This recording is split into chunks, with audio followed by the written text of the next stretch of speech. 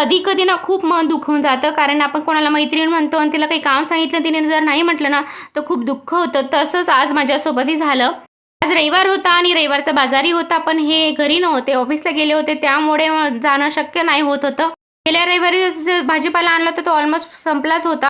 त्यामुळे म्हटलं मैत्रिणीला म्हटलं, "तू माझा भाजीपाला घेऊन ये." तर तिने सरळ नाही म्हणून दिलं, की मग खूप वजन असेल तर मी कसं काय आणणार म्हणून. त्यामुळे म्हटलं, "काही हरकत नाही, घरात बटाटे आहेत, तर त्याचीच भाजी बनवू टिफिन देण्यासाठी." मग काही नाही, मी मग जसं आपलं म्हण आहे ना, जसे "चहाच्या हवा असं जर म्हण आहे, तर तशी खरंच आहे. मग मी म्हटलं, "चला बटाट्याची भाजी बनवतो." त्याच्यासाठी जे आहे 2 बटाटे घेतले मोठे. त्यांना सोलून घेतलं आणि छानपैकी बारीक कट केलं आणि बाफायला ठेवून दिले नमक टाकून आणि जे आहे कढईमध्ये तेल टाकलं, राई, जिऱ्याची फोडणी दिली, हिंग टाकलं आणि जे 2 बटाटे होते त्याच्यासोबतच 2 टमाटे, 2 कांदे असे आणि 2 बारीक मिरच्या कट करून घेतल्या, लसूण कट करून घेतला आणि जे आहे राई जिऱ्यामध्ये आधी कांदे वगैरे टाकले, हिरवी मिरची टाकली, लसूण टाकलं, छानपैकी परतून घेतलं. त्यानंतर जे आहे टमाटे वगैरे टाकले आणि छानपैकी जे असं फ्राय होऊ दिलं तेलामध्ये. बटाट्याची भाजी कशी बनवली ना, तर काही ना काही वेगळी टेस्ट लागते. तसंच आज म्हटलं चला तुम्हालाही मी शेअर करते काहीतरी नवीन पद्धतीने.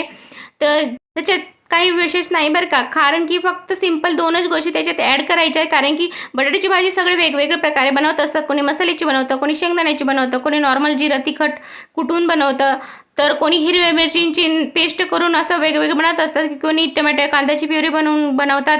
तर माझी पद्धत थोडी वेगळी आहे. तर तुम्हाला आवडलीच तर नक्की सबस्क्राईब, लाईक करा आणि कमेंट्सही करा, की तुम्हाला कशी वाटली माझी बटाट्याची भाजी. तर त्यामध्ये छानपैकी परतून झाल्यानंतर हळदी, लाल तिखट आणि जे आहे धना पावडर वगैरे टाकलं आणि थोडं गरम पाणी जे होतं उकळलेल्या बटाट्यांचं तेही टाकलं. छानपैकी फ्राय होऊ दिलं. फ्राय झाल्यानंतर छानपैकी तेल सुटलं भाजीला. त्यानंतर जे आहे सगळं पुरं बटाट्यावर पाणी ते सगळं कढईमध्ये टाकून दिलं आणि बाकीचे जे बटाटे होते त्यांना थोडे मॅश करून घेतले आणि बाकीचे उरलेले तेही पूर्ण टाकून दिलं आणि त्यानंतर छानपैकी असं उकळू दिलं. तोपर्यंत जे आहे कोथिंबीर वगैरे कट केली, लिंबू आहे त्याच्यात जे मेन काहीतरी टेस्ट वेगळी लागावी म्हणून लिंबू आणि जो गूळ आहे असं कुटून घेतला बारीक.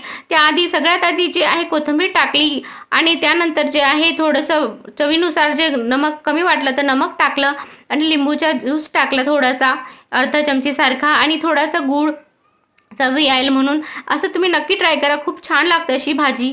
पद्धतीने जे आहे बटाट्याची छान टेस्टी भाजी बनवली. तुम्हीही नक्की ट्राय करा. तुम्हाला खूप आवडेल ही माझी खात्री आहे.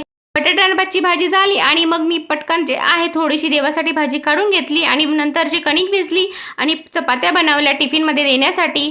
त्यानंतर जे लगेच राखी ट्युशनहून आली तर तिलाही जेवायला वाढलं. तर असा होता दुपारचं आमचं जेवण आणि बटाट्याची रेसिपी. आवडल्यास लाईक, सबस्क्राईब करा.